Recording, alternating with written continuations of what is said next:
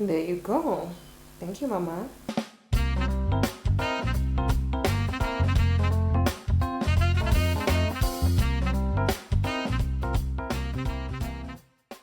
Hi, how are you? My name is Angel. Today's video is among my favorites to do. I do these every quarter where I talk to you about the fragrances that I have acquired in the preceding quarter. The last time that we spoke about this, I did tell you guys I was going to try and behave and try and get in control of my buying habits, and I did in the beginning, and then after Valentine's Day I lost the plot. I lost the plot. That's what happened. So I have 1, 2, 3, 4, 5, 6, 7, 8 new fragrances to share with you guys. Nobody annoys me more than me. Lord, you'll have to excuse me. I do have my my goddaughter in the house, so I may need to pop out from time to time to check on her. She's 11, but she still needs checking up on because my house is white. So you'll forgive me if it's a bit of a choppy video. Okay, all right, I'm gonna jump in and try and get through these, maybe not as quickly as possible. I'm not even gonna try and promise you that anymore, but let me try and be concise to the best of my ability. First up, I've got Escada's Magnetism. Now, Escada is not really a brand that I tend to enjoy or purchase from. In the past, my experience with them has been lackluster, to say the very least. I haven't really enjoyed their fragrances in the past, and I haven't really gone out of my way to purchase. But someone that I follow on Fragrantica, someone that I like to keep up with on Fragrantica, speaks very, very highly of this fragrance, and she's reviewed this fragrance like 3 or 4 times because she loves it so much, and she has new insights every time that she reviews it. And I finally saw her latest review, and I was like, do you know what? I'm gonna do it. I found this online and I purchased it and had it delivered, and in the past I found that Escada fragrances are a little bit too fruity and like body mist plus in my opinion, like some kind of fruity tropical thing with lackluster performance. I've never really understood why Escada is still in business. This might be part of why. This is absolutely beautiful. It's a very, okay, this coloring is good. It's like a magenta floral. It's an almondy, it's very how can I say, it's a it's a powerful, intense, sweet floral. My God. But then it has a freshness. It's somehow both sweet and fresh in the way that like a cocktail would be. It smells like somehow like a floral cocktail. If you had a cocktail that had floral elements in it, it's very hard to describe, honestly. And I find that sometimes that's indicative of a fragrance I'm going to wear a lot. If I can't quite find the words to describe it, it tells me that it's impressing me immensely. Because it's easy for me to find words to describe things that I don't enjoy. I'll say it's unremarkable, it's this or that. But this, how do I describe this? It's sweet and fresh at the same time. It lives right at the intersection of sweet and fresh, and then it's very, performance is everything. The sillage is incredible. It's a good floral for, I think, warm weather, because it has sweetness, but it also has freshness. Usually the thing with sweet fragrances in warm weather for me is that they'll give me a headache if they're not cut by some kind of freshness. This has a green freshness. It's like if you had this and green. The colors that it smells like are this beautiful rich magenta and like bright green. Oh my God, oh my God. I think I need to sit with it and really think about what the words are for this fragrance, but it's beautiful. Absolutely beautiful. Very good budget buy if you're looking for one for warmer weather. That is excellent. Oh, I should mention it's also been a crowd favorite. I've worn it quite a bit in the warmer weather. I've been trying to wear things that are not white tea and light blue, trying to kind of expand my repertoire for warmer weather. This has been a crowd pleaser. Everyone loves it. Guys love it. Girls love it. I'm very happy with that purchase. It's probably one of the ones I'm happiest about. No, I'm actually quite happy about all of these. There's no hope. There's no hope for me. Next up, we've talked about this one in my current favorite cheapies video. At the time, I don't think I had magnetism, did I? Or I would have mentioned it, which is really saying something, because that was like a month-ish ago, maybe like 5 or 6 weeks ago, and that's the damn, whoa. Anyway, I also got this, I think sometime in February, and I mean, you guys know how much I went on in that video about my favorite cheapies. I love this. I hate the bottle. I absolutely detest. I mean, it looks like it might be aftershave. I don't know, why does it look like this? Who okayed this? This is hideous. But the fragrance is, oh my god. Oh, I'm never gonna get enough of this. I love a good powdery floral, as you guys know.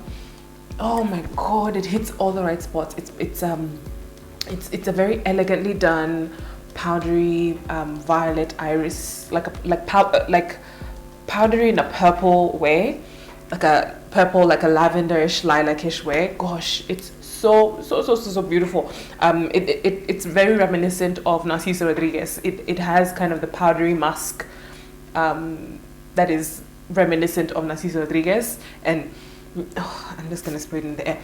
Oh my god, it's like drugs. Like, this must be what it feels like to be on crack, because oh my god, it's so satisfying to me. It's a really beautiful, elegant, powdery floral. I love it, and I cannot believe this is gonna take a while.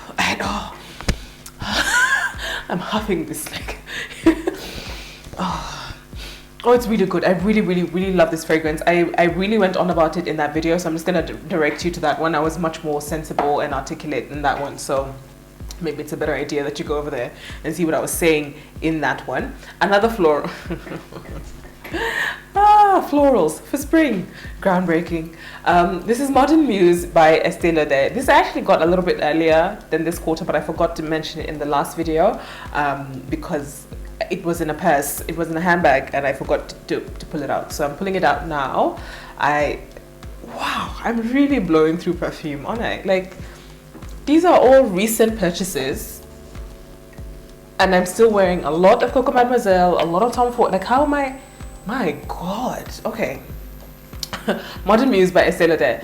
Floral. It's a cleaner floral, I'd say, than it's quite a clean floral. People compare it to Narciso Rodriguez for her, and I don't see the parallels. I don't think this smells anything like Narciso Rodriguez, because I would not call this powdery in any way. This has no powderiness.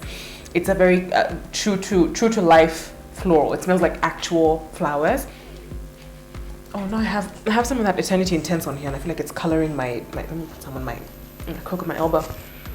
Yeah, it's a very true to life floral. It smells like actual flowers. Largely lily. I get quite a bit of lily from this one, and I love lilies. I've told you guys my mom grows lilies at her front door, so the smell of standing at my parents' front door ringing the doorbell is lilies. So this smells like home. It's largely lilies and a few other florals, but they're very like nondescript in the formula. I know that they are described in like by the brand. We have this and that in it, but honestly, I get lilies and maybe some rose, like pink roses. It's a really beautiful, elegant, clean, crisp floral. Very spring, very spring. I got 50 ml, and I think I'm pretty sure I'm going to be out of this within the year, so I'm sure I'm going to need another bottle. I think I'll just get the big 100 ml. If I finish this, I'm pretty positive I'm just going to get 100 ml, because this already is a love. Because I love florals so much, it's very easy for me to tell when something is a keeper, and that, my dear, is a keeper. Let's do some more florals. I repurchased Twilley by Hermes because I couldn't live without it. I have not got the big bottle of Twilley au Poivre. Let me show you. I have a little bottle of Twilley au Poivre, which I shared, I think, in the last new in video, and I love this. I need to just Jipanga and buy. Are you okay, baby? What'd you do? The cable. What cable? Oh, okay. Careful.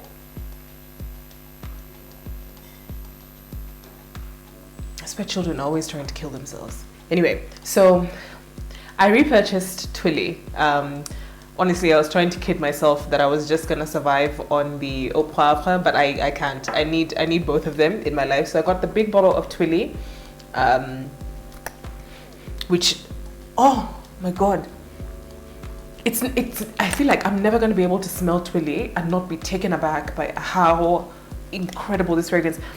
Oh my god, I love a well done gardenia. I think gardenia is easy to mess up. I've seen I've seen quite a few houses attempt a gardenia and mess it up, and then you find that the gardenia smells much more like jasmine or much more like tuberose. This is a true gardenia, with sandalwood and ginger. My god, very fresh, effervescent, bright, bubbly, bouncing, you know, very energetic, floral, with a class. This is pure class, darling. Okay. It's like hopping around on yachts in Ibiza. Like, it's fun, but for rich people. You know. Oh my god, pure class. Very, very supremely elegant, as an Hermes fragrance is expected to be. And I like the fun. If you've seen the ad for this fragrance, I feel like they really capture the kind of bouncy, happy, but elegant nature of this fragrance. I think the ad is spot on. Sometimes fragrance ads are like meaningless. It's like, okay, what are you telling me about the fragrance? The ad for Twilley is spot on. So yeah, I found that I could not live without Twilley, and I repurchased. So she's back.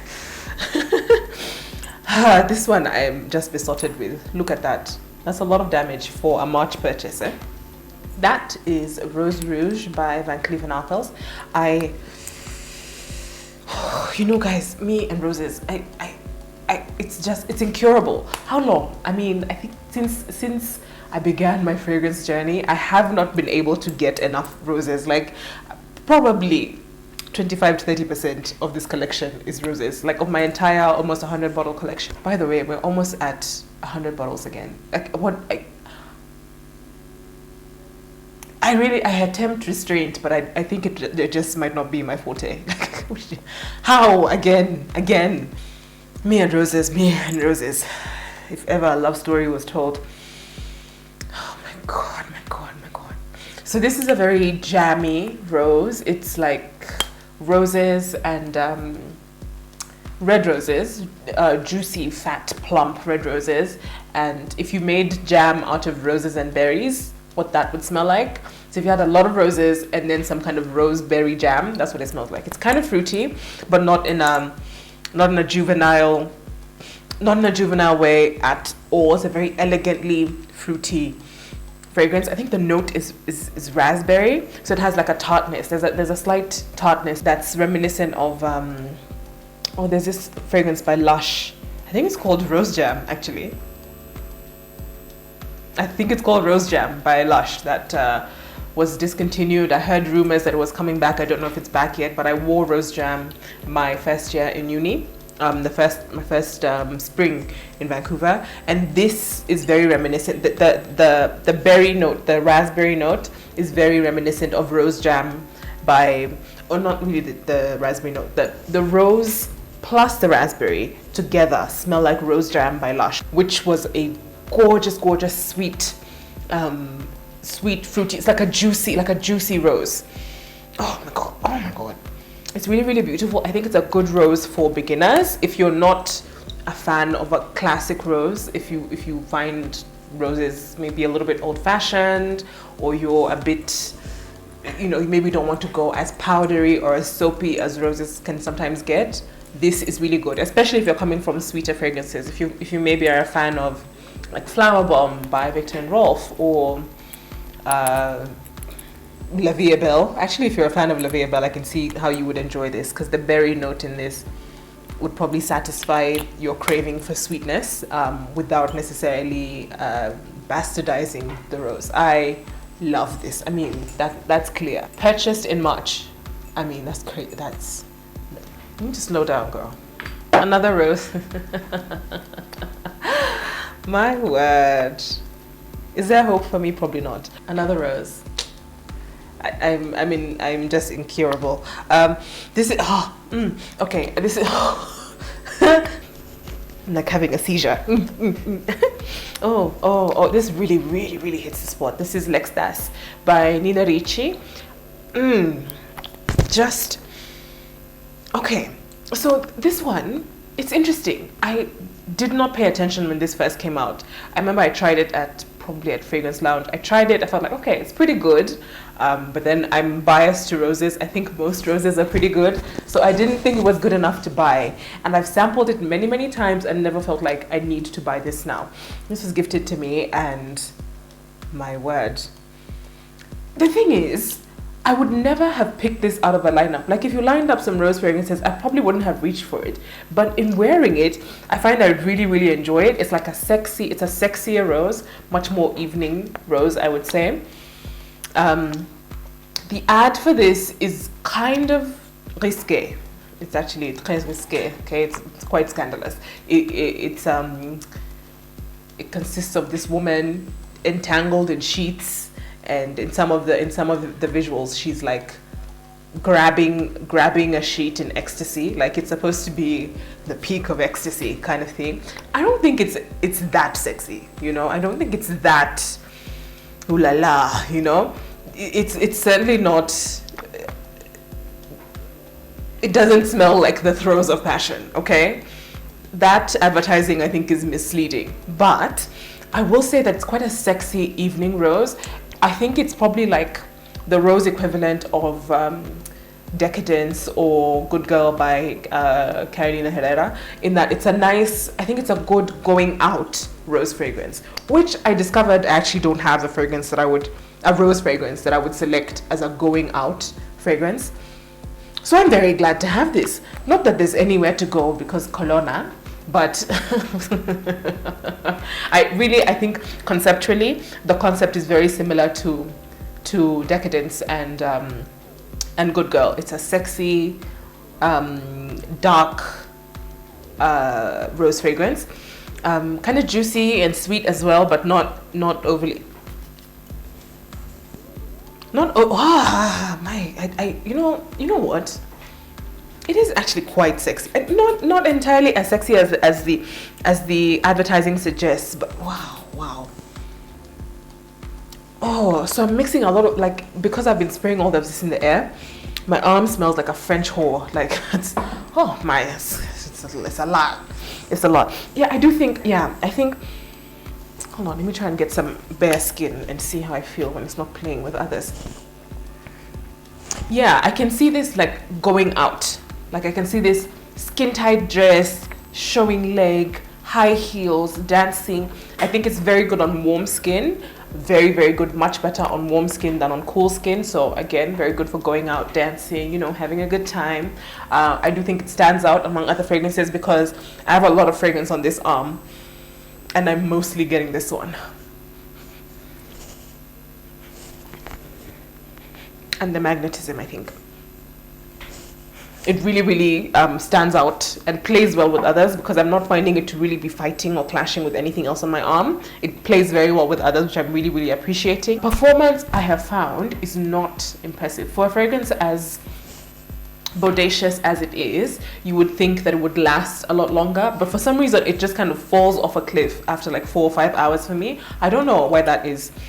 It disappears, like it's gone in 4 to 5 hours, which surprises me, given that I find it to be quite powerful and enveloping in the beginning. I find that quite surprising. If you found that issue with this fragrance, let me know. I don't know if that might just be my body chemistry. I don't know. My most recent addition, which was, oh my god, okay, this was kind of an on-the-fly purchase. I had no plans to buy it, and then one day I just said, you know what, this is what like this kind of depressed state that the world is in, that's what it's doing to me. All I want to do is just spend money because I feel like, you know what, why not? The world is ending anyway. It's not a good attitude to have. This is Chloe's Nomad.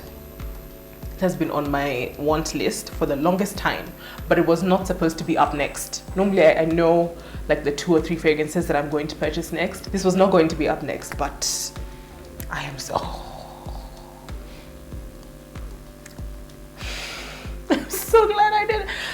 Oh, now I love literally everything in this list. I'm very pleased with everything in this list, but this right here, this shocked me. I'm shocked by how much I love.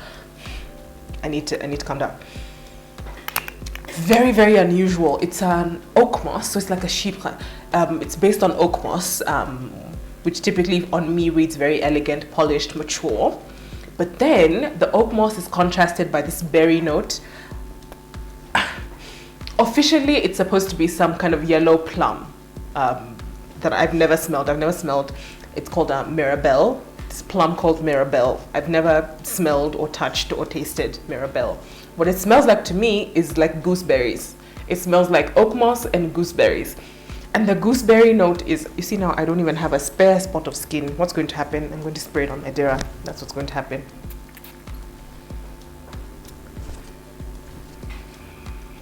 I'm actually pulling up my hem.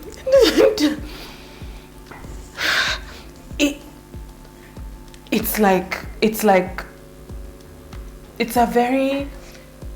super elegant, straight backed, went to finishing school, speaks just impeccable English, eloquent, you know, probably knows how to ride a horse and knows how to sit at a dinner table and knows what wine goes with what, and like the whole elegance and everything. But she's playful. There's a playful kind of jokey, there's like quirky.